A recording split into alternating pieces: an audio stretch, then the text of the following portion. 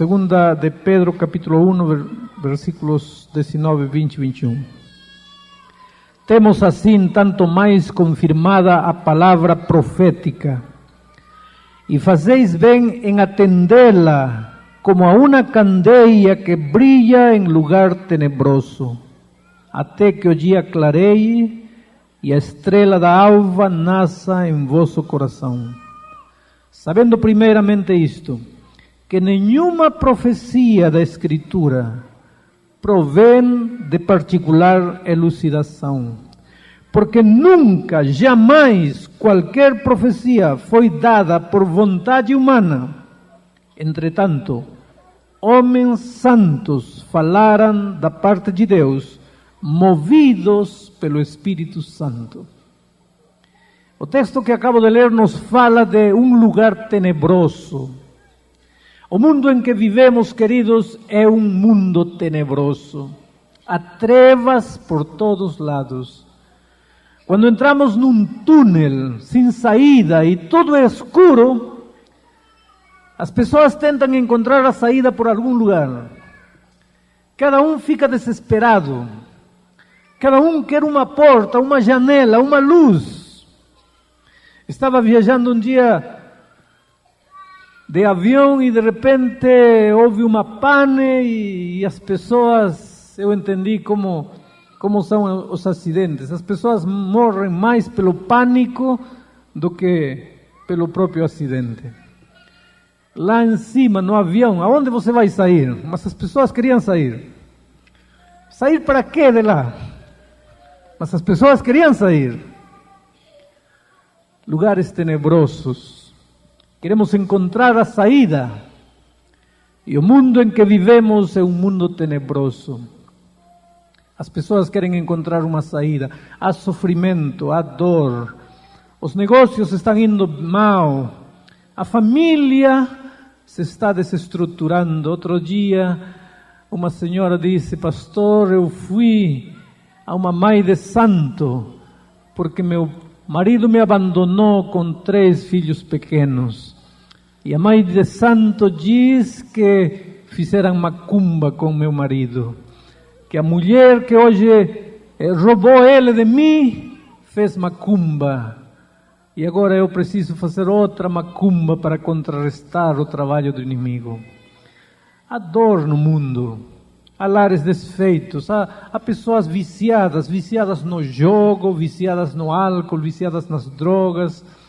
Às vezes você trabalha e quanto mais trabalho, menos dinheiro tem. Às vezes você não tem paz no coração.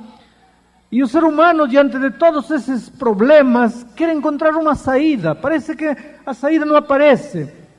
Então uns procuram a saída na macumba. Outros procuram a saída nas pirâmides. Outros procuram a saída nos cristais.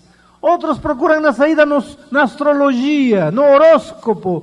Outros procuram a saída nas drogas, nos vícios. Cada ser humano quer encontrar onde está a saída. O mundo em que vivemos é um mundo tenebroso. Aonde está a saída? E o apóstolo São Pedro responde esta noite: temos a palavra profética eficaz. A palavra profética é a saída. Esta sagrada escritura que eu tenho nas minhas mãos é a única saída que Deus tem em meio deste mundo tenebroso. A palavra de Deus é a lâmpada que alumia. É como uma candeia que alumia no lugar tenebroso. É a lanterna que serve para chegar ao nosso destino. Luz em meio das trevas. Só que esta luz, disse o apóstolo Pedro, não vale nada se nós não prestarmos atenção a ela. Por isso, disse, fazeis bem em estar atentos a esta palavra, como a uma candeia que alumia num lugar tenebroso. Fazeis bem em estar atentos. De nada adianta esta Bíblia, muito bonita no estante de livros que temos em casa. De nada adianta esta palavra de Deus, muito bonita na sala, com uma capa dourada maravilhosa aí para que todos vejam que temos a Bíblia. De nada adianta. De nada adianta esta Bíblia debaixo do travesseiro. De nada adianta esta palavra de Deus lá em cima do velador. Esta palavra tem algum valor se prestamos atenção a ela. Por que foi escrita a palavra de Deus? Por que ela foi deixada como herança de amor para o ser humano? Quero fazer um histórico. Quando Deus criou Adão e Eva, Ele conversava com Adão e Eva cara a cara, como nós estamos conversando. Que privilégio eles tinham, poder abraçar a Deus, tocá-lo, conversar, olhar nos olhos do Pai. E então, se eles tinham uma pergunta, se alguma coisa não estava dando certo, Deus dizia: filhos, é por aqui. E eles iam por aí. Não, filhos, não é assim, é desta maneira. E eles faziam, eles se comunicavam cara a cara. Acontece que o ser humano decidiu seguir seu próprio caminho e pecou. E o texto bíblico diz que quando à tarde o Senhor chegou ao jardim do Éden, como sempre o fazia, agora que Adão e Eva tinham pecado, já não saíram ao encontro do Pai amado como outros dias. Outros dias, quando eles não conheciam o pecado, o Senhor vinha à tarde e eles corriam e se jogavam no braço e diziam: Senhor, que bom que chegou. E conversavam cara a cara. Mas desta vez, quando eles pecaram e sentiram que Deus estava chegando, o texto bíblico diz que se esconderam atrás de uma árvore com medo. Já não podiam ver o rosto de Deus, tinham medo de ser fulminados pela glória de Deus. Ah, que dor no coração de Deus, queridos. Vocês acham que Deus ficou triste porque uma maçã, na hipótese de que tenha sido uma maçã, a Bíblia diz que foi um fruto. Vocês acham que Deus ficou triste porque um fruto tinha sido comido? Deus ficou triste porque o filho começou a ter medo dele. Medo. E esse medo maldito não nos abandonou. Quando um câncer toca a nossa vida, o medo bate no coração. E pensamos: Deus está me castigando porque eu errei. Quando o negócio está indo mal, imediatamente o medo. Que errado fiz? Por que os negócios estão indo mal? Quando alguma coisa não dá certo na vida, imediatamente o medo. Tem muito cristão que tenta seguir a Deus por medo. Medo de morrer, medo de perder-se, medo de queimar-se no inferno, medo de que as pragas cheguem sobre sua vida, medo. Eu posso até entender que seres humanos queiram servir a Deus por medo, mas não posso entender que pregadores queiram levar a igreja a Jesus por medo. Isso não posso entender. Que seres humanos tentem seguir por medo, posso entender. Mas que líderes espirituais queiram levar as pessoas a Jesus por medo, não posso entender. Porque o medo foi fruto do pecado. Deus nunca quis que seus filhos tivessem medo dele. Deus queria que seus filhos corressem a seus braços e o abraçassem. Você é a coisa mais linda que Deus tem nesta vida. Eu já disse tantas vezes isso, eu já tenho escrito tantas vezes isso. Você aí onde você está sentado, em qualquer país, em qualquer região deste grande Brasil, é a coisa mais linda que Deus tem nesta vida. Talvez você possa se perguntar: pastor, como posso ser a coisa mais linda se minha vida é uma vida completamente errada? Como posso ser a coisa mais linda para Deus se eu larguei minha mulher e fui com outra, deixando meus filhos pequenos? Como posso ser a coisa mais linda que Deus tem se minha vida é uma droga, está tudo errado, estou mergulhado nos vícios, sou um homossexual, sou uma prostituta, eu não presto para nada, minha mente está cheia de lixo. Como posso crer que sou a coisa mais linda que Deus tem nesta vida?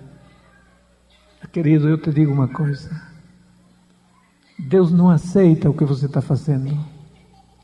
Não pense nem por um minuto que Deus aceita o que você está fazendo. Deus detesta o pecado.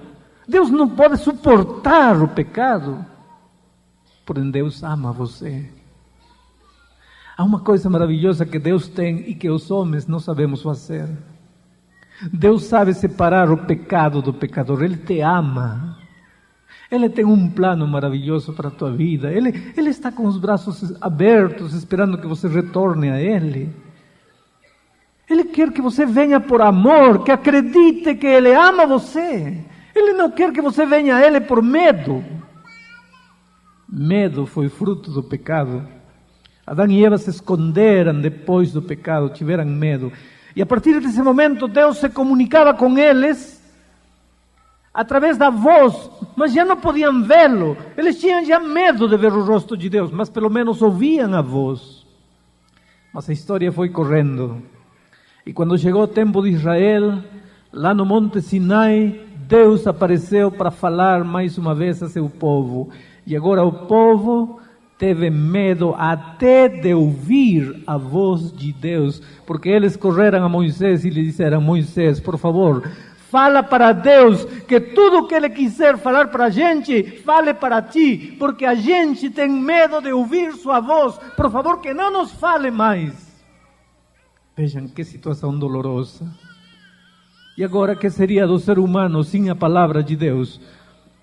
Para onde vai o filho sem a palavra de Deus? A coisa mais linda que a gente tem nesta vida, às vezes, é um pai.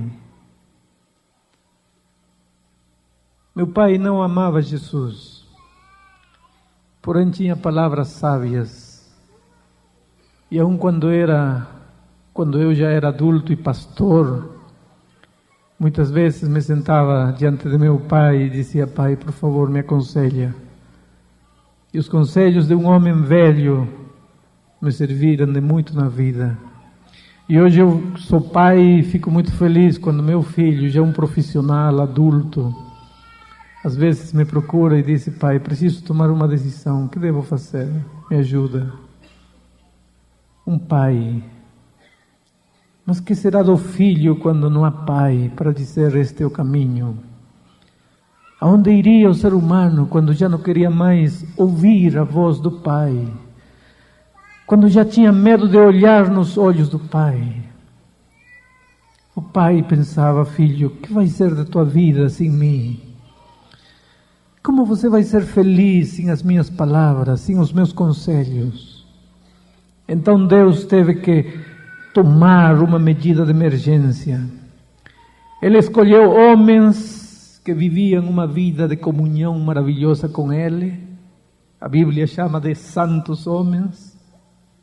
E deu para eles a mensagem.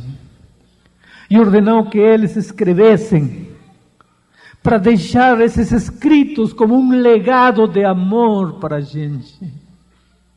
Então hoje, quando você está triste e sozinho, e quando você pensa que está abandonado na vida, você pode ir e abrir a Escritura e ver o que Deus te disse. Mesmo que uma mãe se esqueça de seu filho, eu não me esquecerei de ti. Quando você está diante de um empreendimento e está com medo, se vai ou não vai, você pode abrir a palavra de Deus e o Pai te diz: olha, eu te peço que te esforces, não tenhas medo, sê corajoso, porque eu estarei contigo. Onde quer que fores, irei eu te acompanharei. E o Senhor tem aqui conselhos para todas as circunstâncias. Se a morte te arrebatou de um filho, aqui o Senhor Jesus disse: filho, não quero que você se entristeça como aqueles que não têm esperança. Se você está carregado de pecados e a consciência não te deixa dormir, e você acha que a morte é a única saída, que você já não merece perdão, você vai à Bíblia e encontra a palavra de amor que diz: filhinhos, estas coisas vos escrevo para que não pequeis. Mas se algum por aí tiver pecado, temos um advogado maravilhoso em Jesus Cristo. Esta é a palavra de Deus. Este é o conselho do Pai. Agora, de nada vale este livro fechado. De nada vale este livro guardado. E eu lhes digo mais ainda. De nada vale este livro apenas lido, apenas estudado. Este livro não é somente para ser lido, este livro é para ser obedecido, é para ser seguido. Por isso Pedro diz: fazeis bem em estar atentos à palavra profética. Este livro vai iluminar as trevas que envolvem tua vida, na medida em que você esteja disposto a obedecer o conselho divino. Mas, queridos, vivemos em tempos quando ninguém gosta de obedecer. Primeiro, porque nós, depois do pecado, já viemos a este mundo, todos nós, carregando a natureza pecaminosa que não gosta de obedecer. Uma natureza pecaminosa que é uma natureza por característica egoísta. Ama as coisas deste mundo, ama o lixo da vida. Que olhemos para um adulto e pensemos, esse é egoísta, parece lógico. Que olhemos para uma criancinha pequenina e digamos, é egoísta, parece cruel. Mas a Bíblia é contundente quando diz que nós todos, quando nascemos neste mundo, nascemos egoístas, maus. Experimenta. Entrega teu filho à mamadeira. Ele não quer. E quando ele não quer, então diz, então vou dar para outro, oferece para outro. Aí ele quer. E nós psicologicamente tentamos explicar, ele está se encontrando a si mesmo. Está se encontrando a si mesmo. A Bíblia descreve de outra maneira, diz que nascemos egoístas, que queremos tudo para nós. Só que quando somos crianças somos egoístas autênticos, egoístas sem máscara, egoístas sinceros. Porque a criança tem a virtude de ser honesta e sincera. Quero um exemplo. Coloca 5 crianças e 6 pedaços de bolo. Cada uma pega seu pedaço de bolo e sobra um pedaço. Então cada uma praticamente engole o bolo que tem para pegar o bolo que está sobrando. São egoístas sinceras. Egoístas sem máscara. Agora coloca 5 adultos e 6 pedaços de bolo. Cada adulto pega seu pedaço e come. Come devagarinho. Todo mundo termina, está sobrando um pedaço. Todo mundo olha, mas ninguém pega. Todo mundo no coração gostaria que os outros 4 morressem, que os outros 4 fossem embora, mas não pega. Nascemos egoístas, continuamos egoístas, a sociedade nos pole um pouco, a sociedade nos burila um pouco.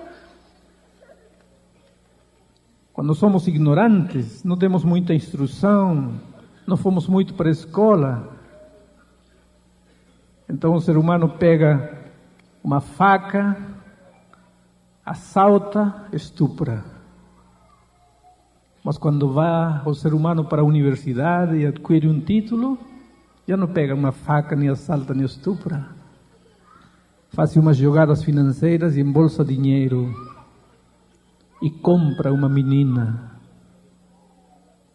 É a mesma coisa, somos egoístas. A cultura nos burila, nos faz mais técnicos, mais dissimulados. Nós continuamos egoístas. E com esta natureza que nascemos, não gostamos. Esta natureza egoísta não gosta da palavra de Deus, não quer nem ler, e se lê, não quer nem obedecer. Só quer andar no lixo da vida. É por isso que não é fácil obedecer. Outro motivo por que não é fácil obedecer é porque o mundo em que vivemos não foi programado para obedecer. Os ensinamentos da palavra de Deus não encaixam com o mundo em que vivemos. Está tudo errado. O mundo todo caminha nessa direção. E quando você descobre um dia a palavra de Deus e seus olhos começam a se abrir às verdades, descobre que você tem que andar, se quer obedecer a Deus, na direção oposta. Mas como andar na contramão da vida? Todo mundo te arrasta para lá, mas você, pela palavra de Deus, tem que ir para lá. Como fazer isso? Não é fácil. Não é fácil. Não é fácil obedecer a Deus.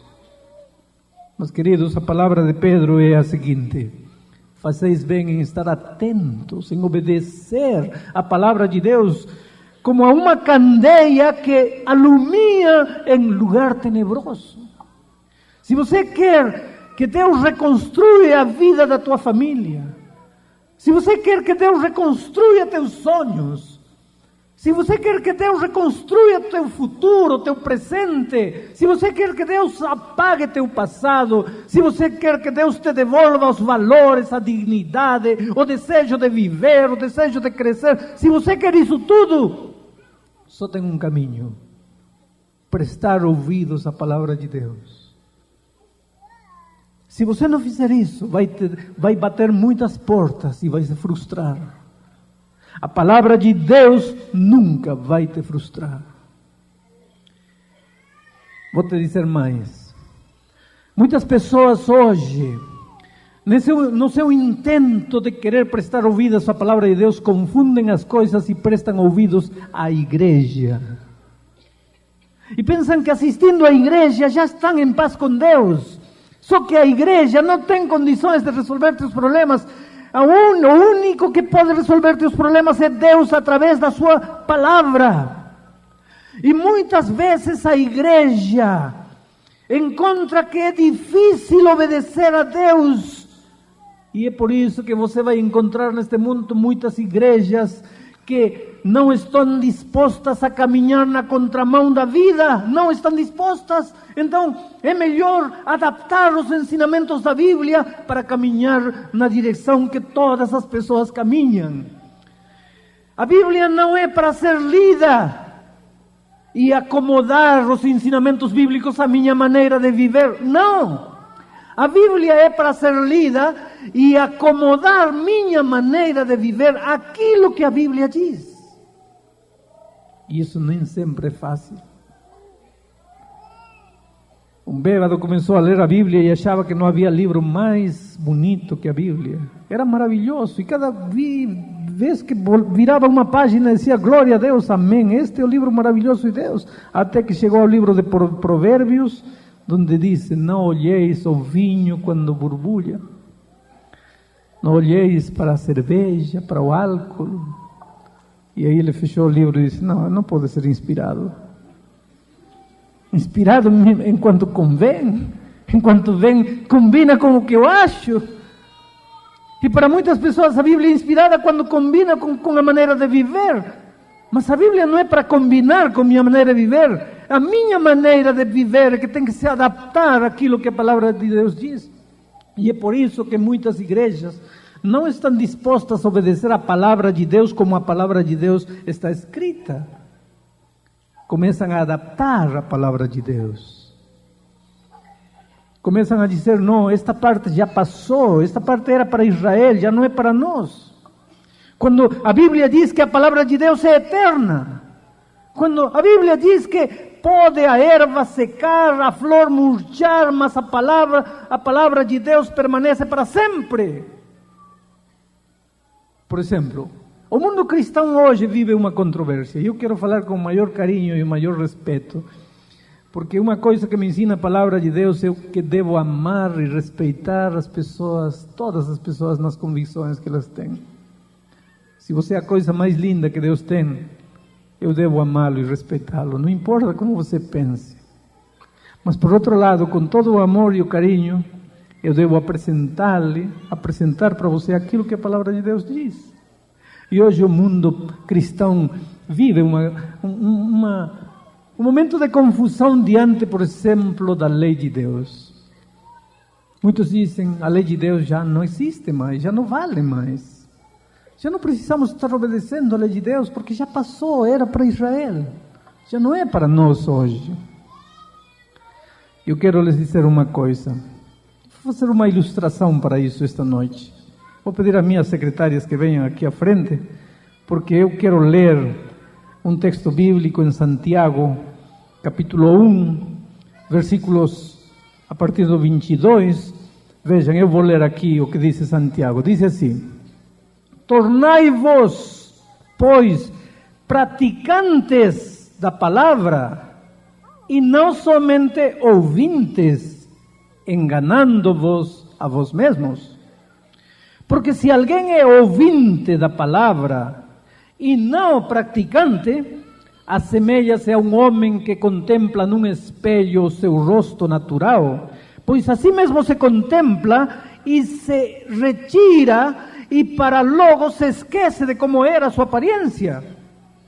Mas aquele que considera atentamente na lei perfeita, lei da liberdade, e nela persevera, não sendo ouvinte negligente, mas operoso praticante, esse será bem-aventurado no que realizar.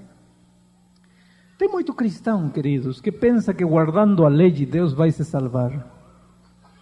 E esses cristãos que pensam que guardando mandamentos vão se salvar, estão completamente equivocados.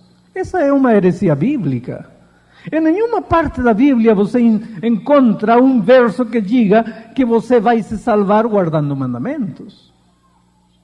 Mas tem outros cristãos que pensam que aquele que foi salvo pela graça de Cristo não precisa mais guardar mandamentos. E essa é outra aberração bíblica.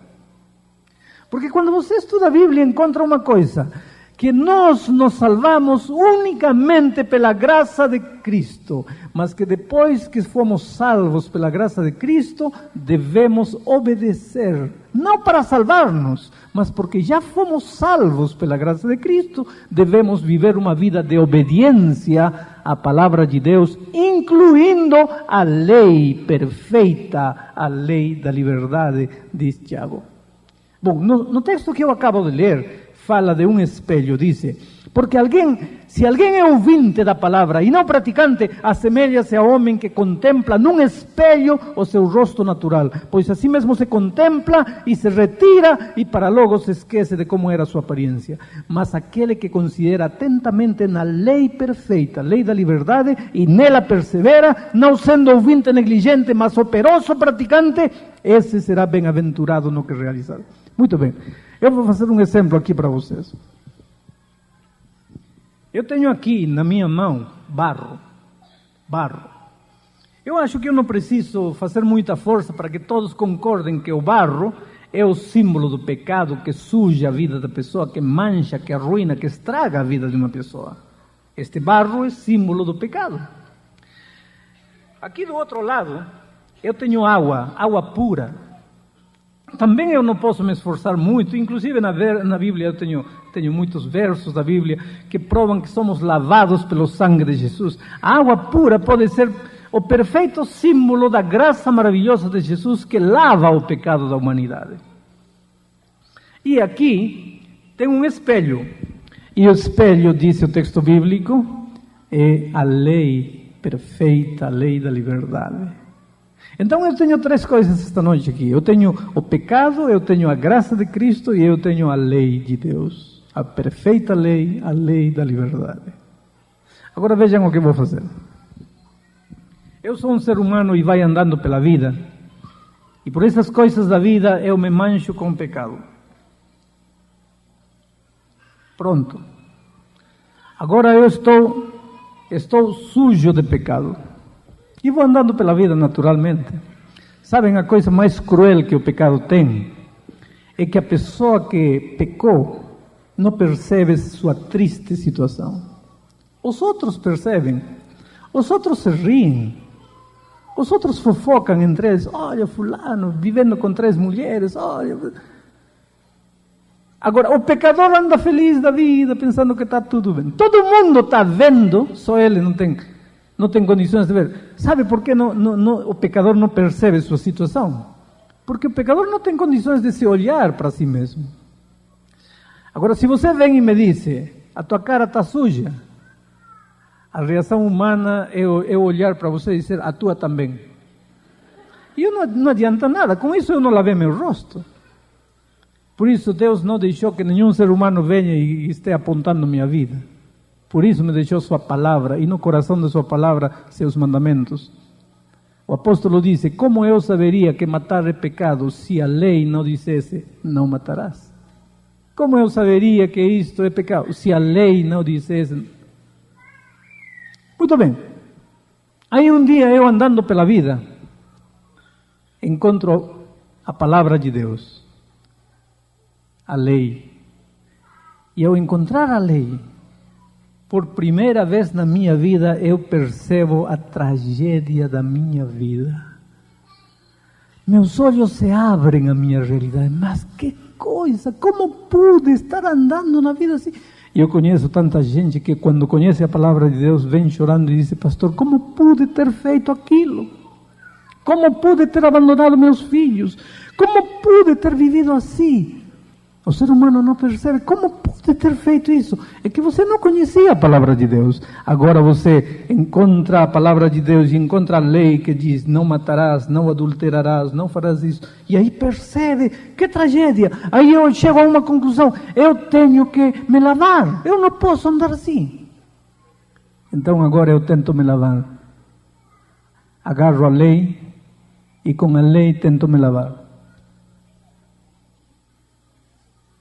E o que acontece se eu quero me lavar com a lei? Queridos, o espelho não é para lavar. O espelho é apenas para mostrar a realidade, não é para salvar. A lei não salva ninguém, a lei não é para salvar. A lei é apenas para mostrar tua situação. Tem um cristão que pretende salvar-se guardando mandamentos, é como a pessoa que quer lavar-se com o espelho. Em lugar de lavar-se, vai piorar sua situação, vai ficar mais sujo. A Bíblia me diz que o único que pode me lavar é a graça maravilhosa de Jesus. Então, eu vou à graça de Jesus. A água pura que é a graça maravilhosa de Jesus. E aí sim minha vida fica limpa, porque só Jesus tem condições de lavar a vida do ser humano.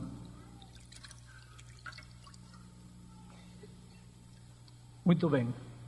Agora eu vou me enxugar esta toalha, não tem nada a ver com a ilustração, simplesmente para poder me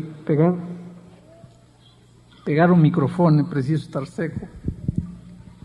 Pronto. Agora a graça de Jesus me perdoou completamente. Estou salvo pela graça de Jesus. Agora que a graça de Jesus me salvou, eu pego a lei, que é o espelho, e jogo no lixo. Não sei, para que mais lei? Para que mais espelho? Já não preciso mais.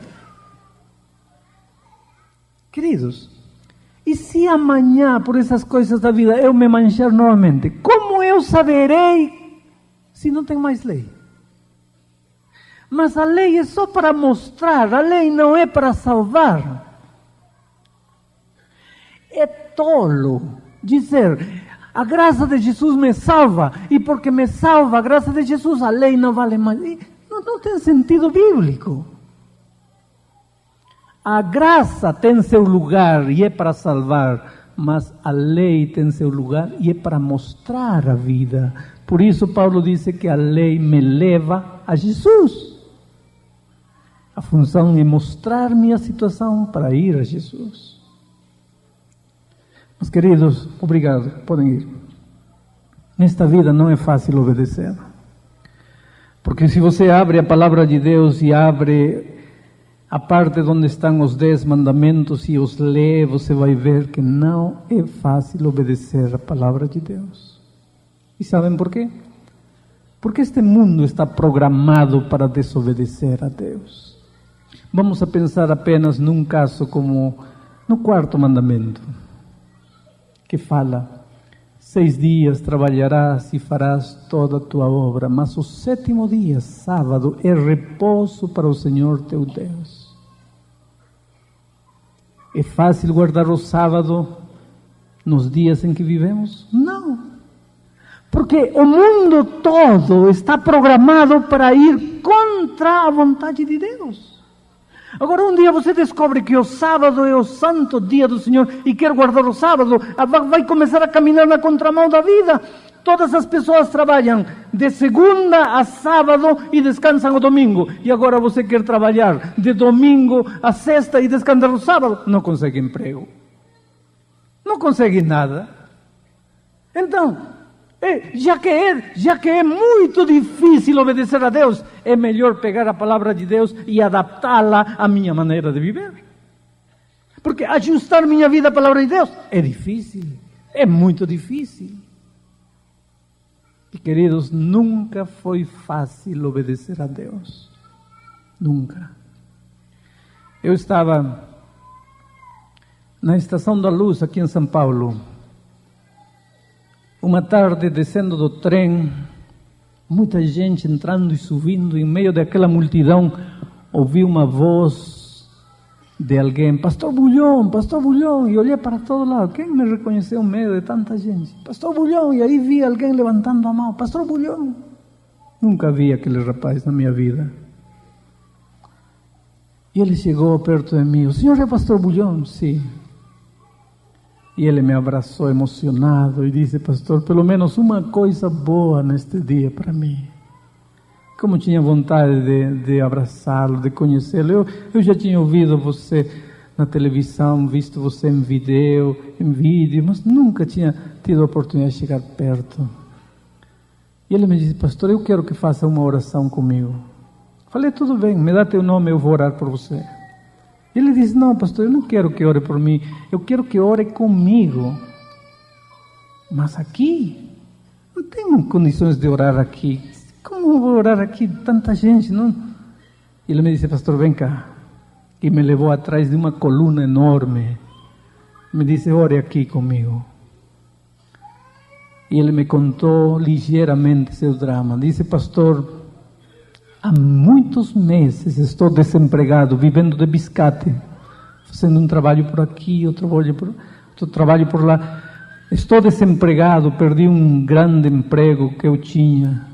Perdi o emprego para poder me batizar. Por causa do sábado, perdi o emprego. Mas eu me batizei. E nunca mais pude conseguir um bom emprego. Quando eu consigo um emprego e digo para o patrão: olha, mas a sexta-feira eu preciso sair às 5, porque sábado eu não posso trabalhar, aí acabou o emprego. Então, às vezes eu não falo nada. Espero chegar a primeira sexta-feira. Aí, quando chega às 5 da tarde, chego no patrão: oh, por favor, eu preciso sair, amanhã eu não posso trabalhar. Aí acabou o emprego. Só que, pastor, eu tenho uma família para manter. E vivo de biscate e não está dando para segurar. E esta manhã, pastor, eu saí de casa. E na geladeira somente havia um pedaço de repolho. E mais nada, não havia pão, não havia leite, não havia feijão, não havia arroz, não havia nada. Mas eu me ajoelhei e orei e disse: Deus, me abençoa neste dia. Eu abracei minha esposa antes de sair e disse: filha, eu vou voltar trazendo pão e leite. Com esse repolho tenta fazer alguma coisa para as crianças, mas eu vou voltar trazendo pão e leite. Com o pouco dinheiro que tinha, paguei o bilhete do trem e cheguei aqui. Pastor, andei o dia todo no centro da cidade, pelo menos buscando fazer algum biscate para cumprir minha promessa de levar o pão e leite. Andei, bati portas, não consegui nada. Às 3 da tarde me sentei aqui na praça, num banco. Meus pés doíam. Fiquei as pessoas olhando de um lado para outro, correndo, cada um seguindo sua vida, cada um lutando pela sobrevivência, e eu aí sozinho, pés doendo de tanto andar. Não tinha tomado café, não tinha almoçado. E aí fiquei olhando para o céu, pensando: meu Deus, se eu perdi tudo para te seguir, por que me fecha as portas? Por que não posso arrumar um emprego? Eu senti que Jesus tinha me abandonado. Aí entrou na minha cabeça, será que eu estou errado? Será que tudo isso é mentira? Nada é verdade? Só que nesse momento eu senti em meu coração como dizendo, filho, o inimigo pode rir de você hoje e amanhã, mas depois de amanhã você vai ver a glória de Deus. E aí em meu coração eu disse, meu Deus, perdoa pelo que eu estou pensando, mas eu vou ser fiel até o fim. E aí decidi voltar para casa, já é quase 5 da tarde, o que mais ia fazer já? E quando entro aqui na estação, de repente vejo o Senhor. Pastor, pelo menos uma coisa boa no dia. Quando eu chegar esta noite em casa e dizer para minha esposa que eu cumprimentei o Senhor, ela não vai acreditar. Eu orei com ele aí na coluna. E ele me disse, pastor, muito obrigado. Eu disse, não, vem comigo. Aqui ao lado tem um supermercado, eu vou comprar umas coisas para você. E ele disse, não, pastor, não precisa. Eu não contei a minha história por isso. Eu precisava desabafar. Falei, filho, não estou fazendo somente por ti. Estou fazendo também por mim. E fomos lá e comprei um pouco de macarrão, de arroz, de feijão, pão, leite. Falei, você vai chegar em casa com o pão e o leite que prometeu.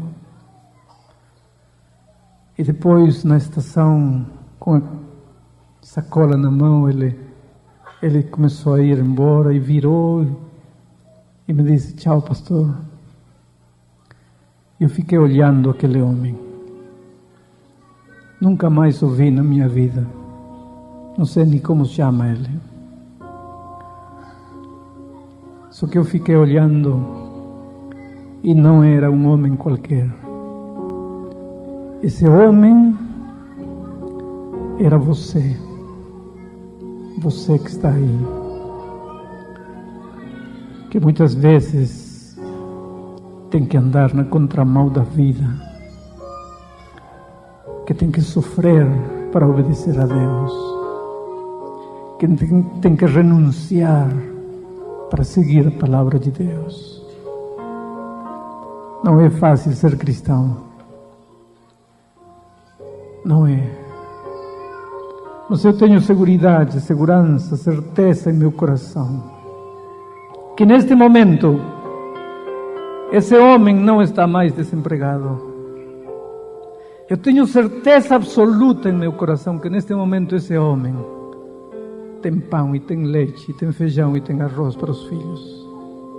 Porque eu conheço meu Deus. E o inimigo não pode rir de ti a vida toda. Poderá rir um dia, 2 dias, pero não mais do que isso. Querido, neste momento, eu vou convidar você a dizer ao Senhor Jesus, Senhor, em meio deste mundo tenebroso em que vivo, quero te seguir. E quero te seguir, custe o que custar. Porque o Senhor Jesus te dará forças. Vou pedir a Sonete que venha para cantar. Quero que você entenda uma coisa, amigo querido. Eu estou te convidando a uma vida de obediência a Deus. Obediência que muitas vezes vai te significar lágrimas, incompreensão. Obediência que muitas vezes vai te significar a burla dos teus amigos, o abandono dos teus familiares. Vão pensar que você está louco, que você é um fanático sem sentido. Vão dizer que fizeram tua cabeça com tonteras da palavra de Deus. Mas eu quero suplicar que Deus nesses momentos te dê a certeza de que você não está seguindo homens, você está seguindo a Deus. Ele não te falhará, acredita. Finalmente você sorrirá vendo a glória de Deus.